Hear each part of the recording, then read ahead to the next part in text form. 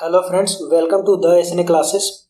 दोस्तों, आज की इस वीडियो में हम जीके के 20 मोस्ट इंपोर्टेंट क्वेश्चंस लेकर आए हैं जो आपके आने वाले किसी भी एग्जामिनेशन के लिए बहुत ही ज़्यादा इंपॉर्टेंट होंगे। तो दोस्तों, वीडियो को अंत तक जरूर देखिएगा। तो चलिए स्टार्ट करते हैं। दोस्तों, सबसे पहला प्रश्न है हमारा कि हमारे देश की पहली प्राइवेट ट्रेन का नाम क्या है। दोस्तों, आपको अगर किसी प्रश्न का आंसर आता हो तो उसका आंसर आप कमेंट बॉक्स में मुझे बताया करें। तो दोस्तों, इसका सही आंसर हो जाएगा ऑप्शन सी, यानी कि तेजस एक्सप्रेस। दोस्तों, हमारे देश की पहली प्राइवेट ट्रेन का नाम है तेजस एक्सप्रेस। ठीक है, और ये कहां से कहां चलती है दोस्तों? तो ये दिल्ली से लेकर लखनऊ के बीच में चलती है।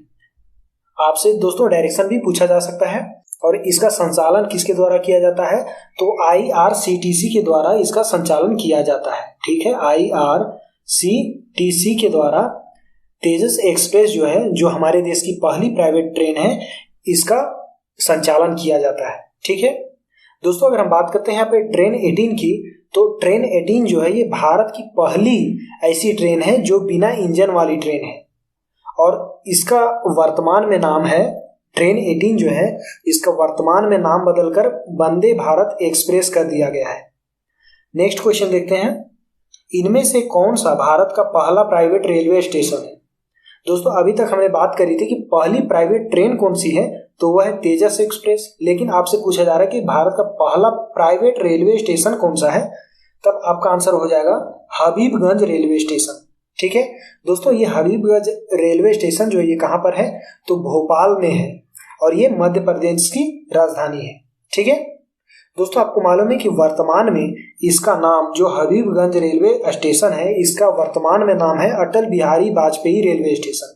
इसका नाम बदल दिया गया है। ठीक है, नेक्स्ट क्वेश्चन है यहाँ पे, भारत में सबसे पहले रेल की शुरुआत किसके शासनकाल में हुई थी? तो दोस्तों, इसका सही आंसर हो जाएगा ऑप्शन सी, यानी कि लॉर्ड डलहौजी के शासनकाल में भारत में सबसे पहले रेल की शुरुआत की गई थी। आपको मालूम है कि भारत में जो पहली ट्रेन चली गई थी वह कब चली थी? 16 अप्रैल 1853 को चलाई गई थी। ठीक है, तो आप इसे याद रखेंगे दोस्तों। और ये आपको जैसा कि मालूम चल गया कि लॉर्ड डलहौजी के शासन काल में हमारे देश में पहले रेल की शुरुआत की गई थी। और आपको मालूम है दोस्तों कि 16 अप्रैल 1853 ईस्वी में जो ट्रेन चलाई गई थी वह मुंबई से लेकर थाने के बीच में चली थी, 34 किलोमीटर के डिस्टेंस में। ठीक है, नेक्स्ट क्वेश्चन है यहाँ पे, कौन सी ट्रेन भारत में सर्वप्रथम चलाई गई थी? तो दोस्तों, कौन सी ऐसी ट्रेन है जो भारत में सबसे पहले चलाई गई थी, यानी कि 16 अप्रैल 1853 को जो ट्रेन चलाई गई थी उस ट्रेन का नाम क्या है? तो दोस्तों, ब्लैक ब्यूटी जो है उस ट्रेन का नाम था, जो 16 अप्रैल 1853 ईस्वी को भारत में सबसे पहले लॉर्ड डलहौजी के शासनकाल में चलाई गई थी। ठीक है दोस्तों, आपको मालूम है कि समझौता एक्सप्रेस जो है ये भारत से पाकिस्तान के बीच में चलने वाली ट्रेन का नाम है, समझौता एक्सप्रेस। नेक्स्ट क्वेश्चन है, सबसे अधिक मात्रा में रक्त के प्लाज्मा में क्या पाया जाता है? तो दोस्तों, सबसे अधिक मात्रा में रक्त के जो प्लाज्मा होते हैं उसमें क्या पाया जाता है? तो जल पाया जाता है। और इसमें दोस्तों 90% जल की मात्रा होती है। ठीक है, हमारे शरीर में अगर आपसे पूछा जाता है कि हमारे शरीर में जल की मात्रा कितनी होती है, तो दोस्तों ये होता है 65 से लेकर 80% के बीच में होती है। ठीक है, हमारे शरीर में जल की मात्रा। नेक्स्ट क्वेश्चन है, इनमें से किससे बाहरी कान का कठोर भाग बना होता है? तो दोस्तों, आपको बताना है कि इन 4 ऑप्शंस में से कौन सा है जो हमारे कान का बाहरी भाग होता है जो सबसे कठोर होता है। तो दोस्तों, उपास्थि जो है ये हमारे कान के बाहरी का सबसे कठोर भाग होता है। और हमारे कानों में दोस्तों 6 हड्डियां पाई जाती है टोटल, 3 एक कान में, दूसरे कान में 3 हड्डियां। दोस्तों, कई बार प्रश्न में पूछा जाता है कि हमारे शरीर की सबसे छोटी हड्डी कहां पर पाई जाती है और कौन सी हड्डी है? तो दोस्तों, हमारे शरीर में सबसे छोटी हड्डी जो है ये कान में पाई जाती है, और उसका नाम है स्टेप्स या स्टेपिज। ठीक है, नेक्स्ट क्वेश्चन देखते हैं, हमारे शरीर में कौन सा ऊतक सबसे अधिक पाया जाता है? तो दोस्तों, हमारे शरीर में जो है सबसे ज्यादा ऊतक किस ऊतक की है? तो यह है संयोजी ऊतक। ठीक है, इसका कार्य होता है दोस्तों कि एक अंग को दूसरे अंग से जोड़ना। संयोजी उत्तक का कार्य होता है कि एक अंग से दूसरे अंग को जोड़ना, ठीक है, और साथ ही अंगों को सही जगहों में रखने का भी कार्य करती है संयोजी उत्तक, ठीक है। दोस्तों कई बार प्रश्न में पूछा जाता है कि उत्तक के अध्ययन को क्या कहा जाता है, तो उत्तक के अध्ययन को हिस्टोलॉजी कहा जाता है, तो आप इसे भी याद रखेंगे। नेक्स्ट क्वेश्चन यहाँ पे, मानव शरीर का बाहर का सबसे बड़ा अंग कौन सा है? तो दोस्तों आप सभी को मालूम होगा इसका आंसर कि मानव शरीर के बाहर का सबसे बड़ा अंग कौन सा है, तो यह है त्वचा, ठीक है। लेकिन दोस्तों अगर आपसे पूछा जाता है कि हमारे शरीर के अंदर का सबसे बड़ा भाग कौन सा है, तब आपका आंसर हो जाएगा यकृत, ठीक है। दोस्तों नेक्स्ट है यहाँ पे देखिए थायराइड। दोस्तों थायराइड एक ग्रंथि है जो हमारे शरीर की सबसे बड़ी अंतःस्रावी ग्रंथि में से एक है, ठीक है। नेक्स्ट क्वेश्चन है यहाँ पे, किस हार्मोन का अन्य नाम लड़ो या उड़ो हार्मोन है? दोस्तों आपको बताना है कि इन 4 ऑप्शंस में से कौन सा ऐसा हार्मोन है जो लड़ो या उड़ो के नाम से प्रसिद्ध है। तो इसका सही आंसर है दोस्तों ऑप्शन बी, यानी कि एड्रेनालिन हार्मोन, ठीक है। इसका अन्य नाम इमरजेंसी हार्मोन भी है, तो आप इसे भी याद रखेंगे। नेक्स्ट क्वेश्चन है यहाँ पे, भारत का प्रथम रेल बजट किस रेल मंत्री ने पेश किया था? तो दोस्तों भारत का जो प्रथम रेल बजट था वह जॉन मथाई के द्वारा पेश किया गया था, जो रेल मंत्री थे, ठीक है। और दोस्तों कई बार प्रश्न में पूछा जाता है कि भारत का प्रथम बजट जो आम बजट था उसे सबसे पहले किसने पेश किया था? तो इसका सही आंसर षणमुखम सेठी हो जाएगा, ठीक है। नेक्स्ट क्वेश्चन देखते हैं, क्वेश्चन नंबर 11 है यहाँ पे कि इनमें से हमारे देश की सबसे लंबी रेलवे सुरंग कौन सी है? तो दोस्तों हमारे देश में सबसे लंबी रेलवे सुरंग कौन सी है? तो पीर पंजाल, ठीक है। इसका नाम है बनिहाल रेलवे सुरंग, इसका अन्य नाम, ठीक है। दोस्तों आपको जितने फैक्ट बताए जा रहे हैं वो हो सके तो दोस्तों आप इसे नोट भी करते जा सकें, ठीक है, ताकि आपको इसे याद करने में आसानी हो। अगर दोस्तों आपसे पूछा जाता है कि इसकी लंबाई कितनी है, तो 11.215 किलोमीटर की लंबाई है इस पीर पंजाल सुरंग की, और यह बनिहाल जम्मू कश्मीर से लेकर पीर पंजाल जो हिमालय तक है, ठीक है। नेक्स्ट क्वेश्चन है यहाँ पे, राज्यपाल की नियुक्ति संविधान के किस अनुच्छेद के तहत होती है? तो दोस्तों राज्यपाल की जो नियुक्ति की जाती है वह संविधान के किस अनुच्छेद के तहत की जाती है? तो ये की जाती है अनुच्छेद 153 के अनुसार, ठीक है। दोस्तों 153 के अनुसार एक राज्यपाल जो है ये एक से अधिक राज्यों का भी राज्यपाल चुना जा सकता है। नेक्स्ट यहाँ पे अनुच्छेद 154, तो इसमें होता क्या है कि कार्यपालिका की शक्ति जो है वह राज्यपाल में निहित होती है, ठीक है। नेक्स्ट है 155 आर्टिकल, जिसमें राज्यपाल की नियुक्ति राष्ट्रपति के द्वारा की जाती है, ऐसा अनुच्छेद 155 में कहा गया है, ठीक है। नेक्स्ट क्वेश्चन देखते हैं, क्वेश्चन नंबर 13 यहाँ पे, राज्यपाल बनने की न्यूनतम उम्र क्या होनी चाहिए? दोस्तों अगर कोई व्यक्ति राज्यपाल बनना चाहता है तो उसकी कम से कम उम्र कितनी होनी चाहिए? तो आप सभी को मालूम होगा कि इसकी कम से कम उम्र होनी चाहिए 35 वर्ष, ठीक है।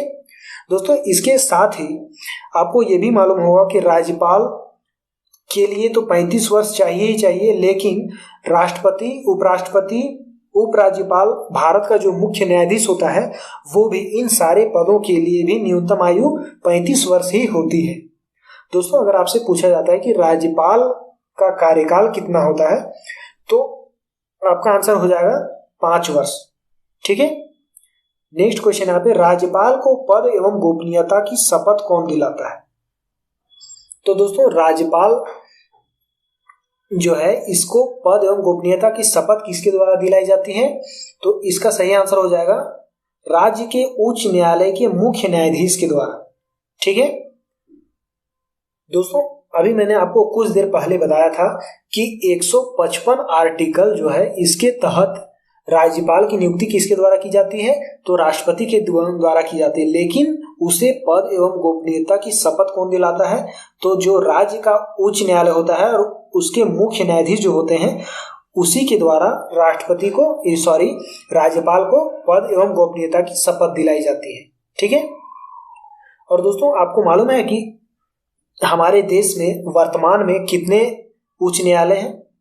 तो दोस्तों मैं आपको बता दूं कि वर्तमान में 25 हैं, लेकिन इससे पहले 24 थे। अब सोच रहे होंगे दोस्तों को 25 कहाँ से हो गया। तो दोस्तों 25वां जो है ये आंध्र प्रदेश उच्च न्यायालय बना है, ठीक है, हाल ही में बना है। नेक्स्ट क्वेश्चन है यहाँ पे, राज्यपाल कब तक अपने पद पर बना रह सकता है। तो दोस्तों अभी मैंने आपको कुछ देर पहले बताया था कि राज्यपाल का कार्यकाल कितना वर्षों का होता है, तो 5 वर्षों का होता है। लेकिन दोस्तों आपसे पूछा जा रहा है कि राज्यपाल कब तक अपने पद पर बना रह सकता है। तो दोस्तों इसका सही आंसर क्या हो जाएगा, ऑप्शन सी, यानी कि राष्ट्रपति के प्रसाद पर्यंत। यानी कि दोस्तों राष्ट्रपति उसे जब तक चाहे राज्यपाल के पद पर बना रहने दे सकता है। अगर राष्ट्रपति चाहे तो उसे कभी भी उसके पद से हटा सकता है, ठीक है। नेक्स्ट क्वेश्चन है यहाँ पे, स्वतंत्र भारत की पहली राज्यपाल कौन थी। तो दोस्तों स्वतंत्र भारत की पहली राज्यपाल कौन थी, सरोजिनी नायडू। जैसा कि आप सभी को मालूम होगा ये राज्यपाल जो थी ये उत्तर प्रदेश की राज्यपाल थी, ठीक है दोस्तों। इनका अन्य नाम कोकिला भी है, तो आप इसे भी याद रखेंगे। नेक्स्ट यहाँ पे सुचेता कृपलानी। तो सुचेता कृपलानी जो है ये भारत की पहली मुख्यमंत्री है, ठीक है, महिला मुख्यमंत्री है भारत की। नेक्स्ट यहाँ पे सुषमा स्वराज। दोस्तों ये तो वर्तमान में नहीं रहे, ठीक है, लेकिन सुषमा स्वराज जो है ये दिल्ली की प्रथम महिला मुख्यमंत्री रही थी, तो आप इसे भी याद रखेंगे। नेक्स्ट क्वेश्चन है यहाँ पे, राज्य के मुख्यमंत्रियों की नियुक्ति किसके द्वारा की जाती है। तो दोस्तों राज्य की जो मुख्यमंत्रियां होती हैं उसकी नियुक्ति किसके द्वारा की जाती है, तो राज्यपाल के द्वारा ही की जाती है, ठीक है। और मुख्यमंत्री को शपथ कौन दिलाता है, तो राज्यपाल ही मुख्यमंत्री को शपथ भी दिलाता है। नेक्स्ट क्वेश्चन है, राज्यपाल विधानसभा में कितने आंग्ल भारतीय समुदायों को मनोनीत कर सकता है। तो दोस्तों राज्यपाल जो है विधानसभा में कितने आंग्ल भारतीयों को अपॉइंट कर सकता है। तो दोस्तों इसका सही आंसर है ऑप्शन ए, यानी कि एक आंग्ल भारतीय समुदाय के लोगों को मनोनीत कर सकता है कौन, राज्यपाल, ठीक है दोस्तों। अगर आपसे पूछा जाता है कि लोकसभा में कितने आंग्ल भारतीय मनोनीत किए जाते हैं, तब आपका आंसर हो जाएगा 2। अगर आपसे पूछा जाता है कि राज्यपाल में कितने आंग्ल भारतीय मनोनीत किए जाते हैं, तब आपका आंसर हो जाएगा 12, ठीक है।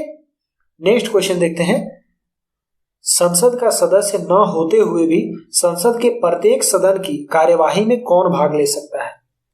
तो दोस्तों आपको बताना है कि संसद का अगर सदस्य नहीं भी है लेकिन फिर भी वह संसद के प्रत्येक सदन की कार्यवाही में भाग ले सकता है, तो वह कौन हो सकता है। तो दोस्तों इसका सही आंसर हो जाएगा महान्यायवादी, यानी कि अटॉर्नी जनरल, ठीक है। नेक्स्ट क्वेश्चन है, और आज के वीडियो का हमारा लास्ट क्वेश्चन है कि इनमें से कौन भारत सरकार का प्रथम विधि अधिकारी है। तो दोस्तों आपको बताना है कि भारत सरकार का प्रथम विधि अधिकारी कौन है। तो भारत का जो महान्यायवादी होता है वही भारत सरकार का प्रथम विधि अधिकारी भी होता है। इसका काम क्या होता है दोस्तों कि कानूनी विषयों पर परामर्श देना, सरकार को कानूनी विषयों पर परामर्श देने का काम होता है भारत का महान्यायवादी का, ठीक है। और इसकी नियुक्ति किसके द्वारा की जाती है, तो राष्ट्रपति के द्वारा भारत का महान्यायवादी की नियुक्ति की जाती है, ठीक है।